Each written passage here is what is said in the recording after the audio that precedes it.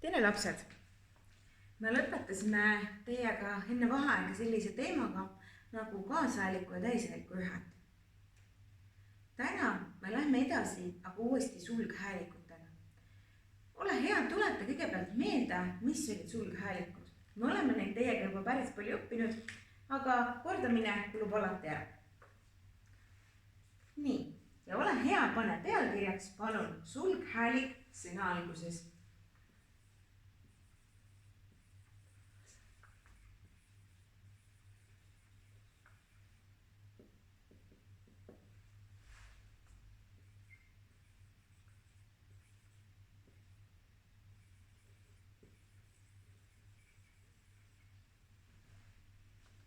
Sulghäälik sõna alguses. Ja sulghäälikud olid meil siis järgmised.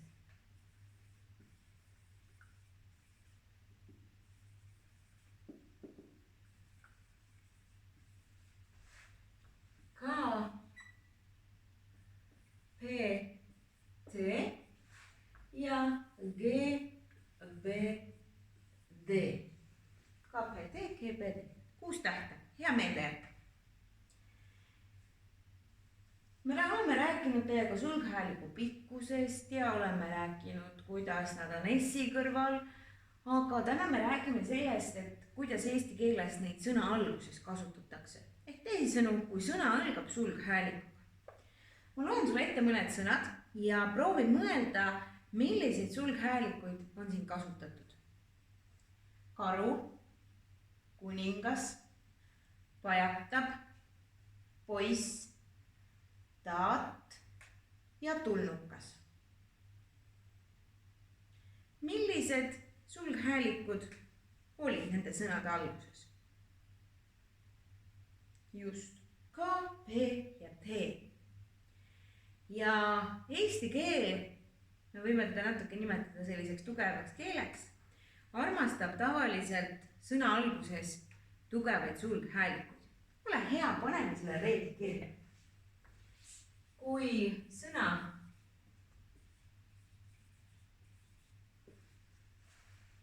algab sulghäälikuga,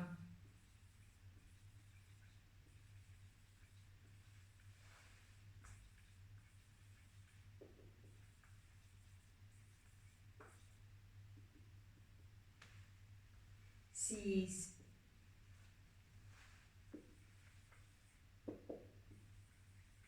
kirjutatakse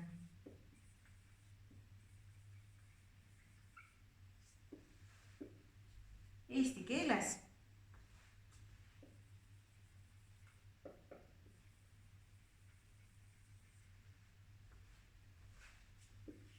sõna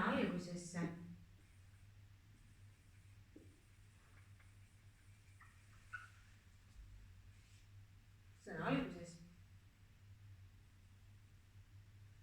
K, P,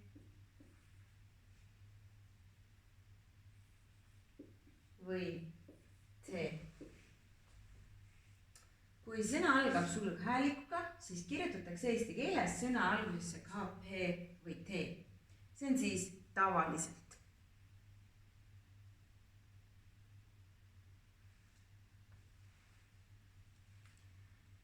Nii, nüüd te ütlete mulle kohe siin, et aga õpeta, meil on sõna banaan ja diivan ja gorilla.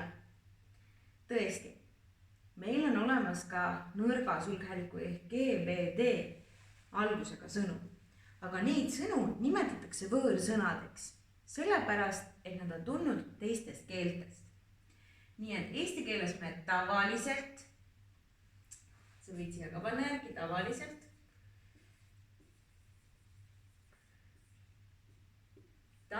kirjutame ikka sõna algusse KPT, kuna ta on meie enda sõnad.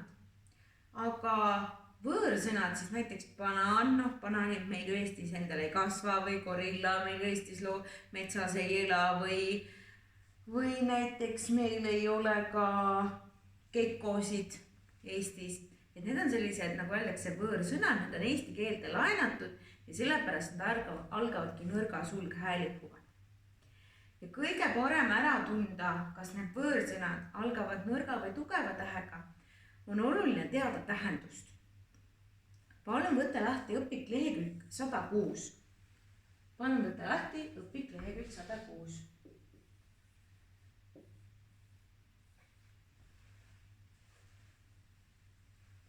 Ja harjutus 1. Nii. Harjutus 1 ütleb sulle nii.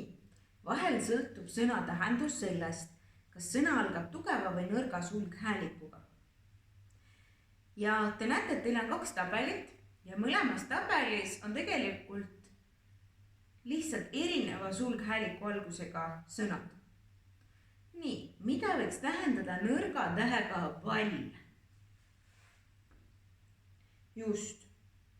Tegemist on siis peoga. Pall ehk pidu. Pall tugeva põhiga on spordivahend. Kui ma räägin, et ma mängin korvpalli, siis ma kirjutan sõna pall tugeva põhiga. Ehk siis põhtähega, mitte p-tähega. Kui me räägime boksist nõrga p-ga, siis me räägime väiksest ruumist. Boksiks nimetatakse näiteks, kui te lähete kuskile või olete käinud kaubanduskeskuses ja näiteks seal Ülemiste keskuses on väiksed poekesed, siis iga pood, kus ta asub, nimetataksegi boksiks, ehk mitte üks pood ei ole terve maja, vaid mingi väike ruumikene. Ja boks tugeva põhiga on siis spordiala, kus siis inimesed sportlikus mõttes löövad üksteist. G-ga geiser on kuumavee allikas. Eestis meil neid ei ole, aga kes on käinud näiteks kuskil kas Jaapanis või Islandil, siis seal nad on väga populaarsed ja need on siis sellised õues looduslikud veekohad, kus saab siis, on soe vesi, selline 40-kraadine vesi. Geiser tugeva kõhiga on valitseja ehk ülemus, mingisugune kuningas. Gong nõrga G-ga on löökpill, see on selline suur taldrik, kuhu lüüakse vastu ja siis käib selline tugev heli. Ja gong tugeva kõhiga on siis ruumvanglas ehk vangikong. Ja ülesanne 2 või harjutus 2 jäi sul teha ka kirjalikult oma vihikusse. Vaatame korra need sõnad koos üle, sellepärast, et kõige parem teada saada, kas mõni sõna on nõrga või tugeva tähega, on oluline teada tema tähendust. Nii, kui ma kirjutan sõna baar nõrga B-ga, siis mis ta võiks olla? Just, siis on ta söögikoht. Aga kui ma ütlen, palun võta baari ja kirjutan tugeva põhiga, siis tähendab seda, et mina võtan oma sõbral käes kinni, ehk meid on 2 tükki. Nii, pall oli pidu, aga pall on see, mida ma põrgatada saan, mängida saan. Blond on siis heledajuukseline. Dessert on magustoit. Diktaat. Teile eesti keeles tuttav tegelikult sõna, mida me ikka vahest kirjutame. Etteütlus. Direktor on juhataja. Gecko on sisalik. Gigant on hiiglane. Ja gorilla on inimahv. Et tegelikult me väga palju neid võõrsõnu ei kasuta, ütleme igapäevakeeles siin gigant ja kõik sellised asjad, aga et kui need sõnad tuleb teile ette, et te oskate tõesti aru saada. Aga sõnad buss on ka nõrga B-ga, kui me sõidame selle sõiduvahendiga. Tugeva P-ga buss tähendab hoopis suurt nuga, teravat nuga. Nii et on väga oluline, kas sa kirjutad oma lausetesse, et sõitsin täna bussiga ehk sõiduvahendiga koju või ma sõitsin täna bussiga ehk noaga tugeva põhiga koju. Ja sõna diivan, mida me igapäevaselt kasutame nõrga D-ga, diivan jälle laenatud teistes keeles, näiteks vene keeles divan, buss inglise keeles siis bus, baby inglise keeles siis baby, jälle laensõnu. Ja tegelikult, kui te õpite kas inglise või vene keelt, või kellel kodus ka räägitakse vene keelt, siis te saate isegi päris lihtsalt aru, et millised sõnad, need sõnad, mis kõlavad ühes ja teises keeles sarnaselt, et need ongi siis tegelikult võõrsõnad meil eesti keeles. Beebi ja bass ja buss ja divan ja diivan, et natukene võib kõla küll olla erinev, aga et põhimõtteliselt sa saad mõlemas keeles aru, et kas ma ütlen sulle divan või diivan, sa saad aru. Või ma ütlen sulle bass või buss. Et need on sellised sõnad. Aga ole hea, mine nüüd harjuta edasi oma töövihikus. Ja vajadusel kasuta õpiku abi leheküljelt 106.